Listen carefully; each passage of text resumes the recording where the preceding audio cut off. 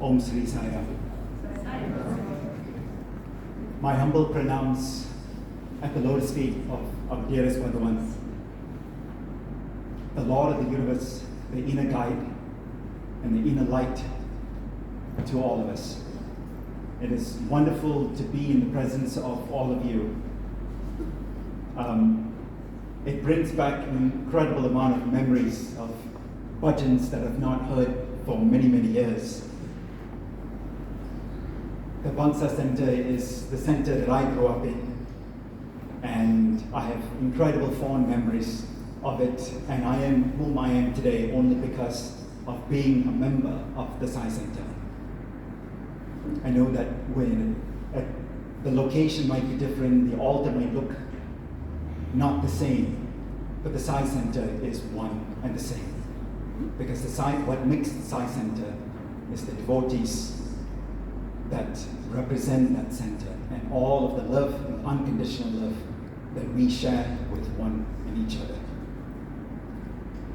I'd like to begin with an experience this week in Patti.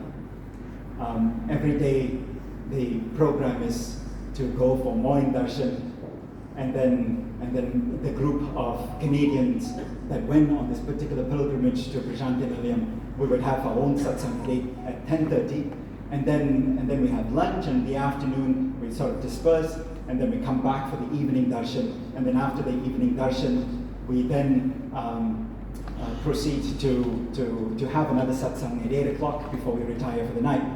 And the timings are such that typically I try to get my breakfast at the Western Canteen. There is a particular porridge that is made out of corn and wheat and some barley in it. And with that jaggery, it is heaven in a bowl to me. And so they open at 7:30. I get there at 7:30. I have that bowl of oats or this corn porridge. And by the time I get to the gate, they open at 7:45, and I'll get there at 7:46. And so I'm never in first in line by the time I get inside. I'm fourth or fifth, so it's not, you're not that far off. But I wanted to get there the first in line. And on the last day, so every day we would do the same thing. On the last day was on Friday, this past Friday. And I thought, and what we wanted to do was to get a rose each. And so we had a program for the next year for Canada of all the offerings to Swami in terms of the events and activities for the next 1 year.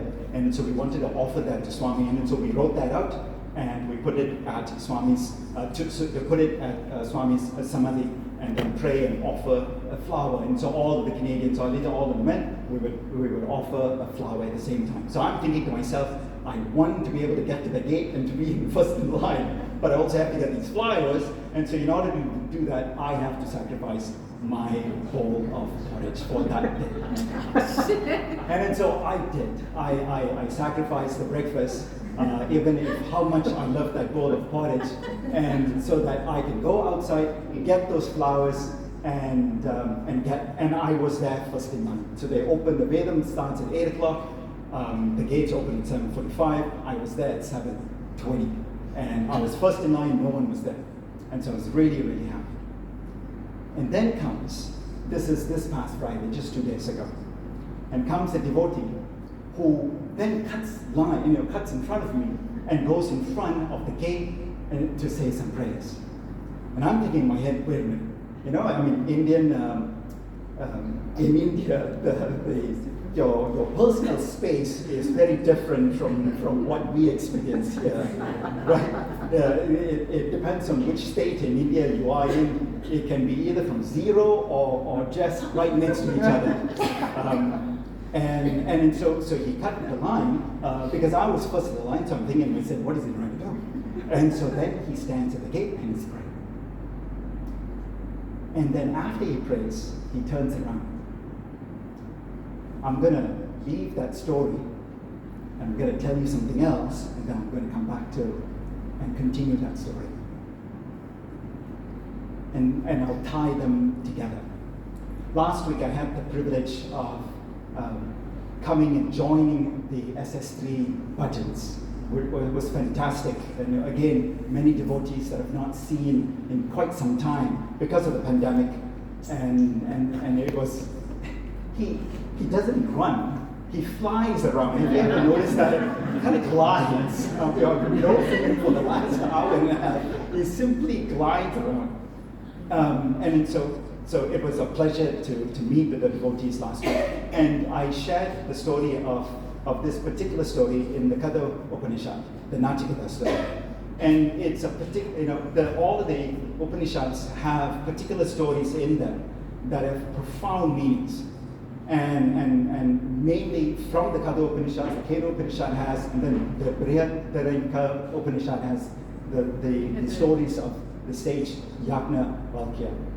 But specifically the Katha Upanishad, there is the story of Nachiketa that I really have a tendency to be very attached to. And the story goes as such, and I'll do a very quick summary of the story. And the story goes as such: a prince sees the father, who's a king, giving away his possessions. And he's giving away the possessions, and all of the possessions he's giving away are cows, and these cows are very skinny cows, and not the best cows, and all the best cows in the back. And so then he's wondering, what is the father doing? And so then he asks the father, because if you're giving away your possessions and you're not doing the best you can, you are going to then accrue a sin. And so why is my father giving away these skinny cows? And so then he asked the father, whom are you going to give me away to, Dad? He says, whom are you going to give? And he asked for 3 times, whom are you going to give me away to? And so the father then is not wanting to respond, but he's internally getting rather agitated because he knows that the son is in fact questioning his motives. And then the son asks the second time, whom are you going to give me away to? The third time, whom are you going to give me away to, Dad? And then the father says, go to Yama, go to death. And so he goes to death. But before he goes to death, he begins to introspect. And that 5th verse is what I shared last week with the SS3 Center. And today there is another aspect that I'd like to share. And that then ties into the story of this experience this past Friday. And so he does go to death. He goes to Yama, but Yama isn't there at the doorstep. And so he waits for 3 days. So when Yama comes back, Yama said, because you waited for me for 3 days, I'll give you 3 boons. And so the first boon that Nachiketa asked Yama was, when I return, I would like my father to receive me. And so he wants his father's love. And so he wants to go back, and he wants to receive that father's love. And so Yama said, granted. The second boon was that Nachiketa wanted to learn about the Agni Yajna. And so Yama then actually teaches him the Agni Yajna. In fact, renames the Agni Yajna as Nachiketa Yajna. And then the third boon that he asked for is, I want to know about self-realization. I want to know about the Atma, the source of this soul. And so Yama then says, and this is in the Upanishad, don't ask me that. Ask me something else, but don't ask me about the soul. But then Nachiketa was very, very adamant, and he went back and he said, I want to know about the soul. I don't want to know anything else about, but only about the Atma. And then what Yama does is that he tries to tempt him. And he says, don't ask me that. I will give you wealth.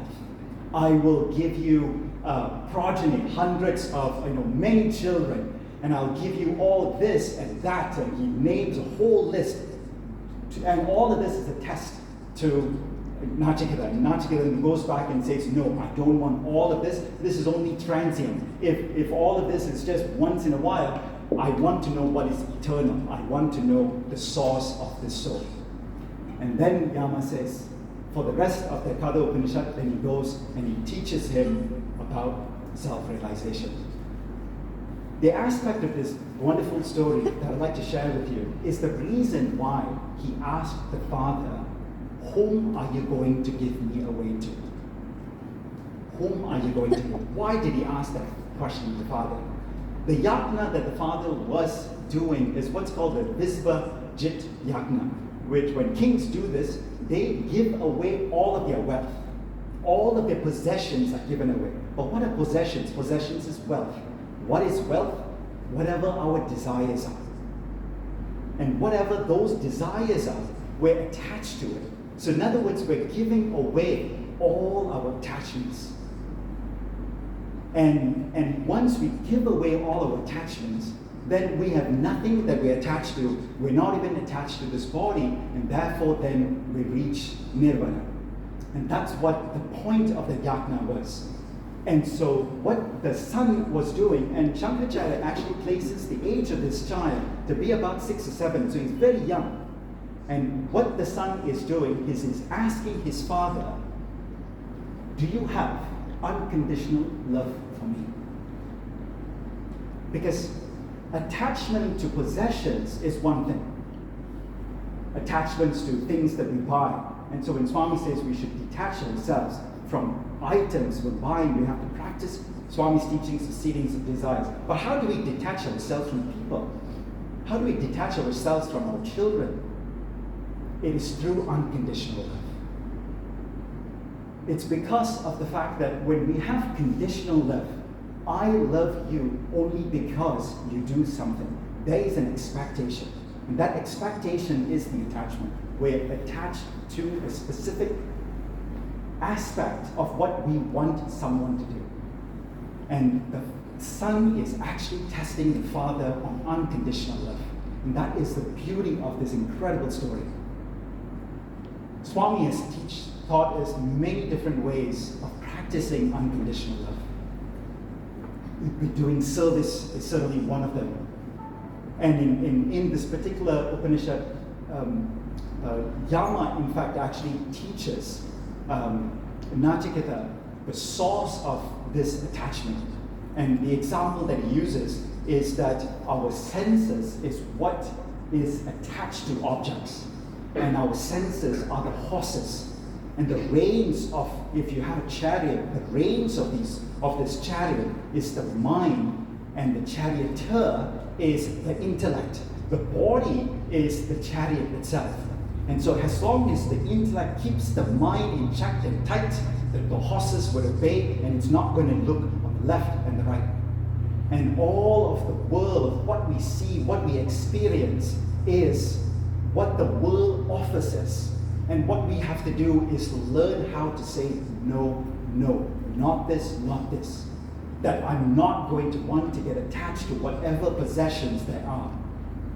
And so it is the attachment to things is what Nachiketa was teaching us.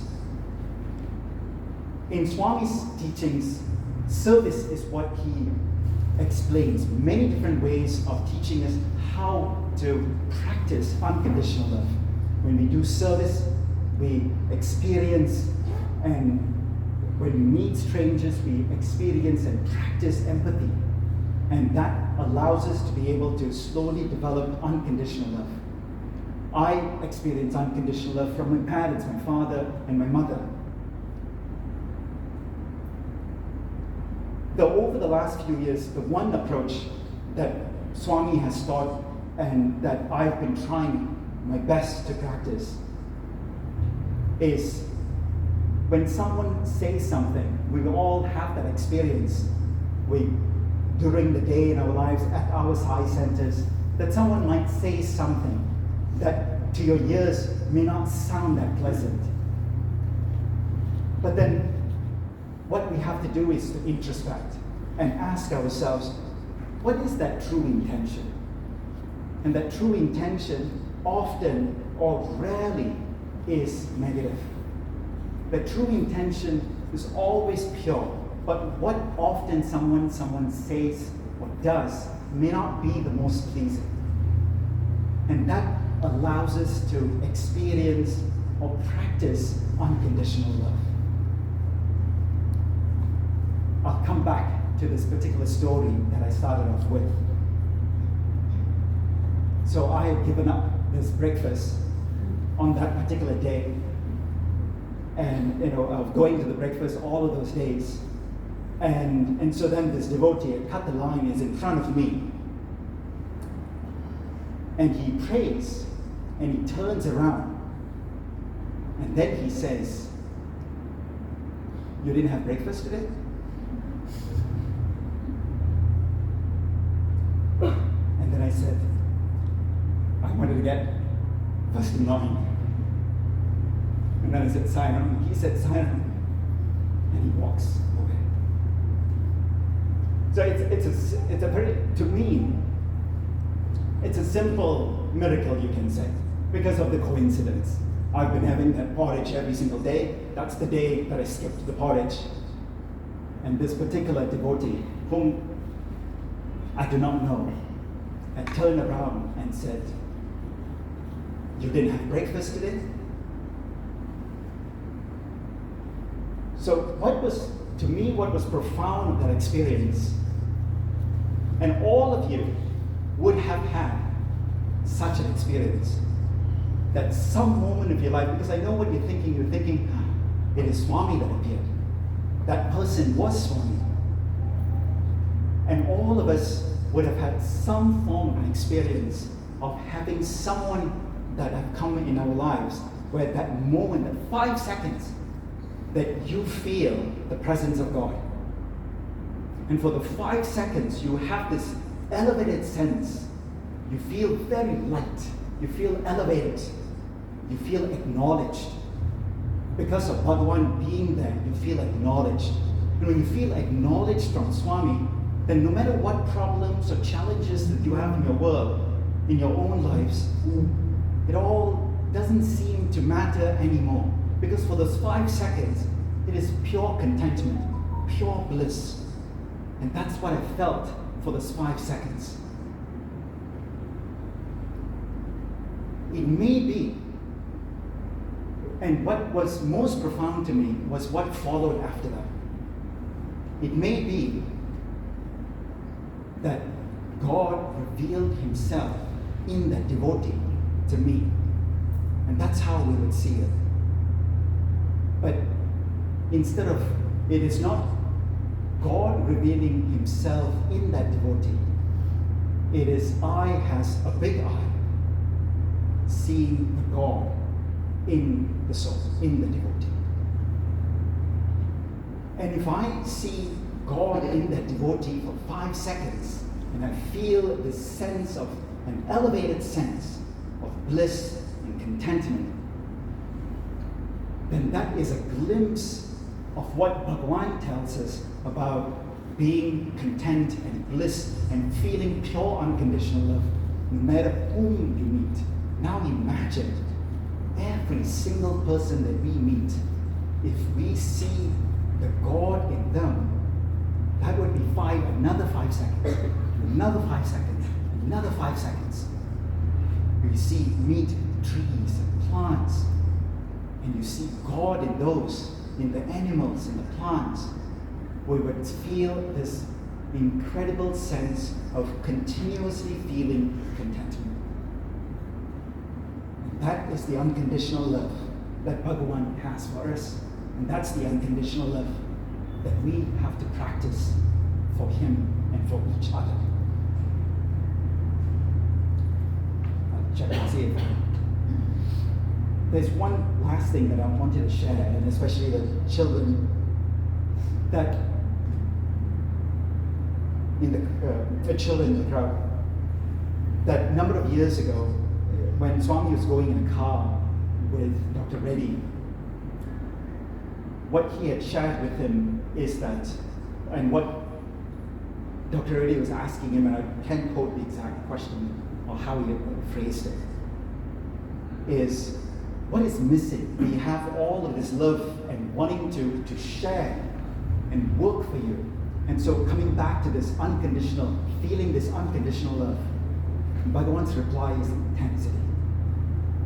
How intense you are in how you practice it. And whatever that we do, we have to have that sense of intensity. And for children, it's intensity in wanting to be able to do the best we can when you're studying for an exam. Giving it all that you can. Because the intensity is there automatically when we truly believe of what that vision of the goal is. That the vision is purely sattvic, that we want to be able to serve, we want to be able to live up to a particular name for ourselves, for our parents, then the intensity is going to be there. And if we have that level of intensity of wanting to practice and share unconditional love, then we have to start feeling it in ourselves. And to me, it starts with simply, if anyone says something, acts in a particular way, you simply let it go. Because it doesn't, you don't want to hold on to it. Because we hold on to that, then it prevents us, it's a barrier to feeling unconditional love.